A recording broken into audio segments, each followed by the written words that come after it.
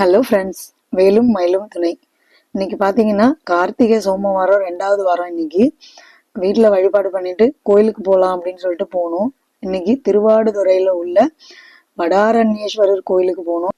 இந்த மாதிரி பழமையான கோயில்களுக்கு போய் நம்ம வழிபாடு பண்ணணும்னா அது ரொம்ப ரொம்ப ரொம்ப நல்லது, ரொம்ப சக்தி வாய்ந்த கோயில் அது அப்படின்னு சொல்றாங்க.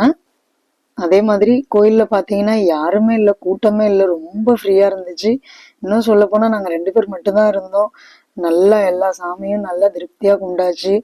வடாரண்யேஸ்வரர், வண்டார் குழலி அம்மன் நல்ல வழிபாடு பண்ணிட்டு பிரகாரத்துல உள்ள எல்லா சாமியும் நல்லா பார்த்துட்டு நல்லா கும்பிட்டுட்டு திருப்தியா நாங்க வெளியில வந்தோங்க.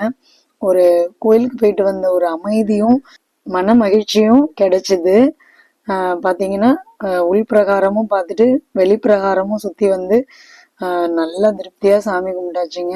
நல்லா இருந்துச்சு, அமைதியா இருந்துச்சு, சூப்பரா இருந்துச்சு. உங்களுக்கு வாய்ப்பு இருந்துச்சுன்னா போய் பாருங்க. இது மயிலாடுதுறை ரோட்ல திருவாலங்காடு ஃபர்ஸ்ட்லயே இருக்கு. ரொம்பலாம் உள்ள போக வேண்டியதில்லை, முன்னாடியிலே இருக்கு. கோயில் ரொம்ப நல்லா இருக்கு. நாங்க காலையிலே சீக்கிரமா போயிட்டோம், அதனால இன்னும் பூஜை ஆரம்பிக்கல, பூட்டி இருந்துச்சு. ஆனா சாமி நம்ம கேட் வழியா பாக்குற மாதிரி இருந்துச்சு. அதனால சாமியை திருப்தியா கும்பிட்டாச்சு. கும்பிட்டுட்டு நாங்க கிளம்பிட்டோங்க. உங்களுக்கு இந்த கோயிலோட சிறப்புகளை பத்தி தெரிஞ்சா கமெண்ட்ல சொல்லுங்க. தேங்க்யூ ஃபார் வாட்சிங்.